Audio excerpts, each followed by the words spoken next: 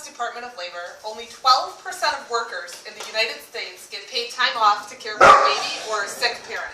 While employees are asked to devote more and more of their free time to their employers through the use of new technology that allows the use of smartphones and laptops to be taken and traveled with, the employers are failing to provide reasonable benefits that would decrease employee burnout, turnover rate, and increase job satisfaction. Increasing maternity leave time, vacation time, and providing additional benefits can help increase job satisfaction, reduce turnover rates, which helps organizations save money regularly and get more productive employees, as productivity is lost every time that employee leaves the company.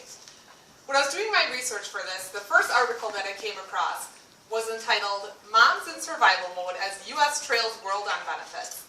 The title of the article is shocking in and of itself.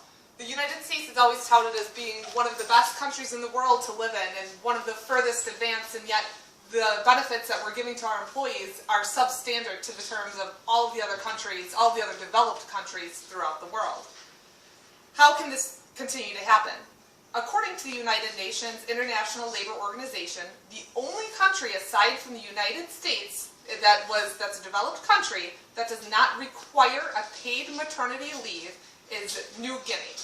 The Labor Organization recommends 14 weeks off at a level no lower than 2/3 of previous earnings. Again, right now, less than 12% of United States employees are able to receive benefits that meet or exceed these standards. The Family and Medical Leave Act of 1993, better known as FMLA, requires employers with more than 50 employees to provide 12 weeks of unpaid time after childbirth. However, this does not help the employee who cannot afford to take 12 weeks off for maternity leave, and the cost to raise a child through the first year of life is astonishing.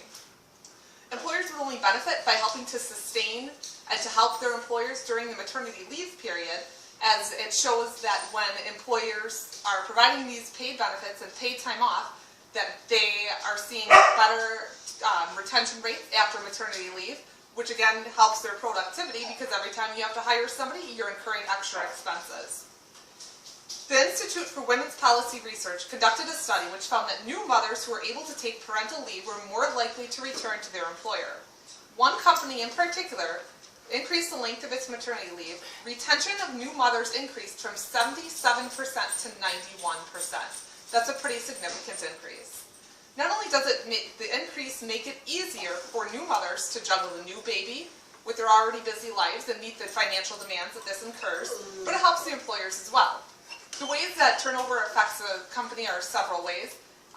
Turnover, you have to account for the hiring and recruiting of new employees, the training of new employees, the lower productivity that new employees are going to present, and sometimes new employees just don't work out. They might be great, they might be really smart, but they might not fit in the culture, and you might have to go through this period time and time again.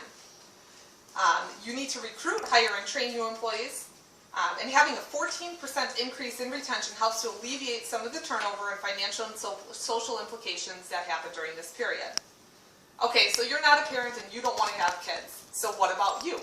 Because not everybody wants to have kids, and so that wouldn't even matter to you because you're probably not going to see those immediate benefits anyways. You might not ever directly reward from the reduced cost of turnover from those parental benefits. However, one thing that everybody could benefit from is increased vacation time. Now, I know it sounds like I'm just saying that all the employees should have a lot of fun and get more money for having a lot of fun, but it is based on some research as well. According to an article by Dina Andries, there is a significant relationship between vacation length and job satisfaction, as well as a significant relationship between vacation days allowed and turnover. Of course, this makes sense. If you're given the time to spend with your family, friends, and significant others, enjoying things and being given a good work-life balance, won't you want to stay with that company? Won't you want to make the extra effort, to put in the extra work to do a great job so that that company does not let you go? Yes. The United States isn't just lacking in the parental benefits, but also in the amount of vacation time given. USA Today published an article in 2013 that opened with this sentence: "The United States is the only developed country in the world without a single legally required vacation day or holiday pay." By law, every country in the European Union has at least 4 weeks of paid vacation. The article continues to state that the average private sector in the U.S. received 16 total paid vacation days and holidays. Compare this to Austria, who has a minimum of 35 paid vacation days and holidays. A minimum, yes. There is something to be said for this. It's hard to imagine. Most people I know might have 4th of July off or Christmas off. These are not legally required by employers. And it makes a huge difference in job satisfaction. I know when the holidays run around and come around, if I'm with a company that is not giving me these benefits, I am not a happy camper, and I do not want to stay with that company. We could all imagine the things that we could do if not only ourselves, but our significant others or friends had the same vacation benefits that we had. Increased vacation does not seem to correlate with low productivity or a weak economy. In fact, it might have the exact opposite. For example, one of the things that might improve from increased vacation time is the unemployment rate. In 2012, Germany, who was given very generous packages, had an unemployment rate of just 5.5% compared to the US at 8.1%. Well, realistically, increasing the vacation time given to employees or the maternity time provided might be harder for employers to implement. It might cost a little bit of extra money up front.